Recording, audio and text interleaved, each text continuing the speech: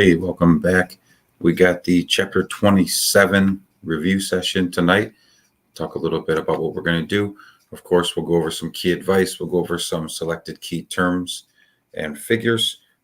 We will also have some AP information for you, some key textbook pages to take a look at, and then we'll close off with some question and answer time.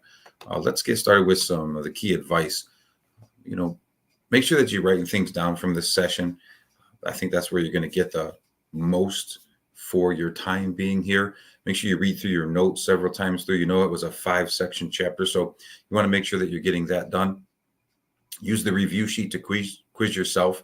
I think those are all good practices to go through. Number 2, pray for the right things. Make sure that you are not really praying for success in this quiz, but more so just understand that you're asking the good Lord for guidance to use your talents to the fullest there.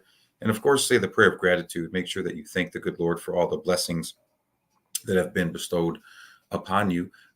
Just thank the good Lord for each and every day that you have. Make sure you're being here now, focusing on the task at hand, getting yourself ready to the best of your ability. Say thank you to your parents. And then, tomorrow's going to be a challenge. The quiz content portion is probably going to be easy money, as I said in class, but the actual AP part is going to be a challenge for you, I believe. So make sure that you're ready to meet that challenge and get yourself into a good place here in the middle of the marking period. 31 days now, I believe, until the AP exam. So you want to make sure that you are reading your AMSCO. If you haven't read it, tonight would be your last and final chance to do so. So let's go ahead and get into some of the key terms. Right here we have the Boers. The Boers were Dutch settlers and farmers that took over lands in South Africa to create plantations. What are they going to grow on those plantations? Well, cash crops like cotton, like tobacco, so on and so forth. There was a war, though, between the Boers and the British. That was called the Boer War. The Boer War was that war between the Boers, which were the Dutch, and the British over land control in South Africa. We had something that was called the Berlin Conference. It was a meeting of 14 European countries basically to decide, hey, what are going to be the rules about taking over lands in Africa? What can we do? What can't we do? What do we got to check with before we can just take over land? How long do we have to control the land before it's ours? A lot of rules there. Notice that it was 14 European countries. No African leaders or African countries were invited to the meeting, unfortunately. Social Darwinism, kind of a racist ideology. We learned a lot about how the Europeans were rather racist against non-Europeans, and social Darwinism is the application of survival of the fittest to humans. It was used as a racial factor in imperialistic conquest by Europeans over non-Europeans. One of the other key terms that we learned was paternalism. Paternalism was providing for colonized people, but not necessarily granting them rights. This was mostly done by Britain in Africa and Asia. The Crimean War. This was the Russians versus the Ottomans. Now, the Ottomans had support from the British and the French. Russia was seeking a warm water port in the Black Sea near the Crimean Peninsula. Russia lost in this war, but they did eventually have control of the Crimean Peninsula. It kind of went back and forth between the Russians and the Ottomans and then the other forces. Don't think that because the British and French helped the Ottomans that they were boys or anything like that. Not exactly the case. They all wanted to take land away from the Ottomans. It's just that the British and the French didn't want Russia to have it. Next is the Suez Canal. The Suez Canal was a human-made waterway that connected the Mediterranean Sea and the Red Sea, making travel from Europe to Asia much faster, much more efficient, and much easier. The term Raj was used to refer to the British control of India, time period in which they controlled India. A sepoy, related to that control of India, was an Indian soldier, but one that served in the British Army. Then we have this term assimilation, which is the adoption or the adaptation of cultural practices. Sometimes it can be forced, it could be chosen, or it can be encouraged. Let's take a look at just a few key figures here before we move on down the list. We have the Emperor Menelik II. Menelik was the Ethiopian emperor. He fought off an invasion from Italy to keep Ethiopia independent. And one of the things that I taught you is that He stockpiled weapons that were given to him from Russia and France, and then used those weapons against the Italians. Emilio Aguinaldo was the Filipino ruler that resisted American control. Then you have Queen Liliuokalani. She was the queen of Hawaii. She was replaced by sugarcane producers, and especially the Dole Pineapple Company, for example. We also have Shaka Zulu, which was the leader or chief of the Zulu nation, fought against the British there. All right, let's take a look at this important chart on page 780. I'm going to share my screen with you guys. Give me just one second.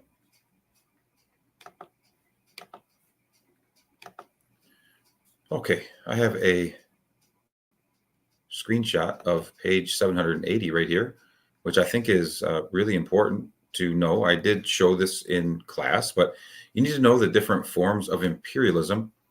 Most important one would be the term colony. All right, a colony is a country or a territory governed internally by a foreign power. That would be direct control, as we learned earlier. Then there's something called a protectorate. A protectorate is a country or territory with its own internal government, but it's under the control of an outside power. So this is more of a indirect control. Then there's something called a sphere of influence. This is where an area has an outside power claims exclusive investment or trading privileges. This would be like the British and Persia with controlling the tobacco trade that we learned about. Then finally, economic imperialism. This is where an independent but less developed country is controlled by a private business rather than other governments. This is like the Dole Pineapple Company controlling Hawaii, for example, as we learned throughout the lesson. Okay, we're going to go back to the normal view here. All right, a little bit of AP advice. I gave you a lot of terms from the AP AMSCO book to follow on your review sheet. So I would strongly suggest that you study those. I'm not going to go over those, though, because they're all in the AMSCO book. And I do have some pieces of advice for you. I have 3. I told you that for the MCQs, there were going to be 3 prompts, and then each question would have 2 to 3 MCQ or multiple choice questions related to it. So the first prompt is about India. It's from the province of Bengal, which we know we had the split by the British. The British created a division in the province of Bengal where Muslims and Hindus had to live separately, right? And this caused a lot of turmoil. The prompt is kind of related to that ideology there. The second prompt is about the Crimean War. So it's talking about Russia versus the Ottomans, Russia's want for a warm water port, so on and so forth. Then the third prompt is about imperialism in Africa in 2 specific countries, Gambia and also Kenya. So that's what your prompts are going to be about, pretty dispersed throughout the chapter, throughout the AMSCO reading. So they shouldn't be anything new to you. All right. I'm going to go to the question and answer session. I'm going to take a look at the comments here, see what we've got. We don't have a whole lot of participants tonight. Go ahead and fire your questions in there, and I will do my best to answer them for you.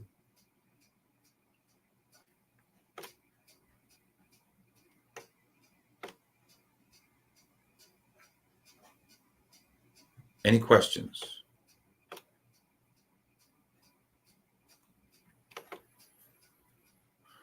Yeah. What's going to be the grading scale for the AP portion? Well, the MCQs are going to be worth half a point, and then the short answers are going to be worth 1 point.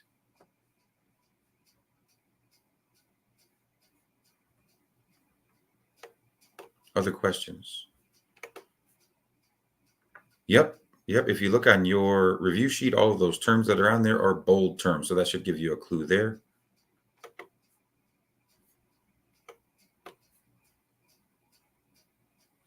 Other questions, ladies and gentlemen? Okay, so on the review sheet, I'm looking at it right now, John. We have the raw materials: cotton, rubber, palm oil, ivory, diamonds, and minerals. So what you're going to need to know extensively there is going to definitely be, okay, where were those raw materials coming from? What countries were harnessing them? And what are they necessary for? Like, why do we need palm oil, right? It's talked about in the reading of AMSCO. Palm oil, for example, let me just go over that one. Palm oil was used to lubricate machines in the Industrial Revolution. Now, it doesn't necessarily have to be palm oil, but palm oil became a great use for that purpose. Well, Mikey, there's 10 to 15 total questions.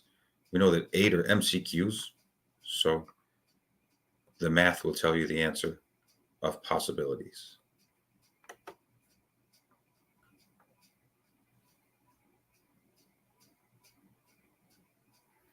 Well, I want you to really focus on the chart on page 780, Gumagai, but the AMSCO has one also on 383. So refer to 780 first, and then if you're confused, go ahead and use the 383 maybe for extra reference.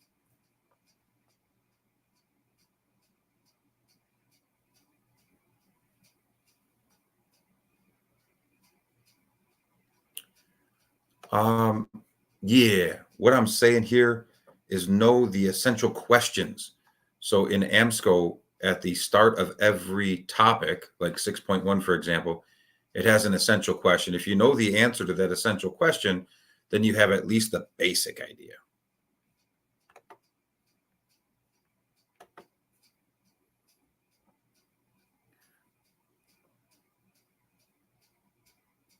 Not all of them, Oscar. I just gave you some clues, but the other ones are going to come directly from the reading.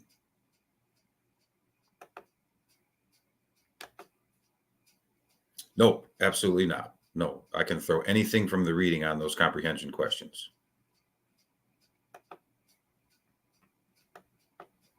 Okay, other questions, ladies and gentlemen. This is your chance.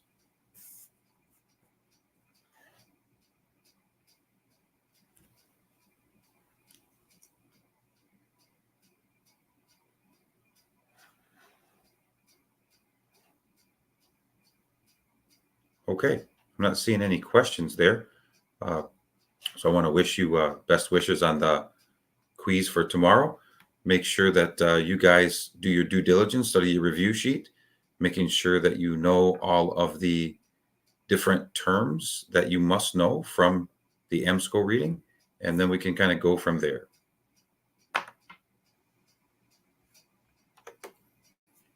No, you don't have to answer them, but you should know the answers to them. Yeah, you need to know them.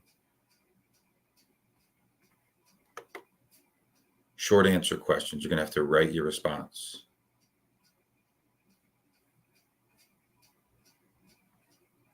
Answer, no, answer, hey.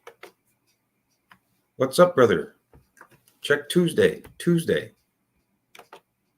Mm-hmm.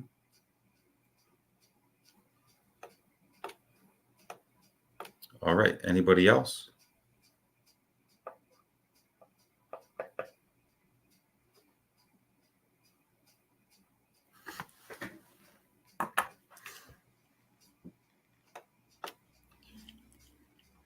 That's Sketch.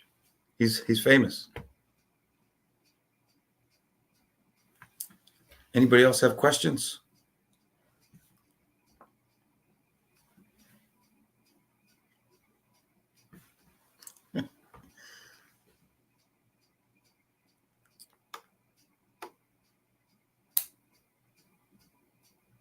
Check Tuesday is just a football term. It means get up to the line fast. All right. Any other questions? We've got about a minute left.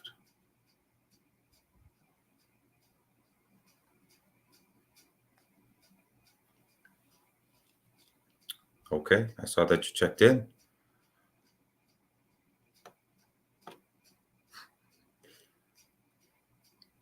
All right, looks like there aren't any. Yep, there you go. Looks like there aren't any other questions. So I'm going to close it off. Have a great night and study up. I wish you guys the best on your quiz tomorrow. And of course, if you have any further questions, you can always email me or whatnot. Oh, looks like there was one more question. The Sino-Japanese War, I believe it's meaning. Basically, the Sino-Japanese War is a war between Japan and Korea over control of Korea, and Japan eventually took that over.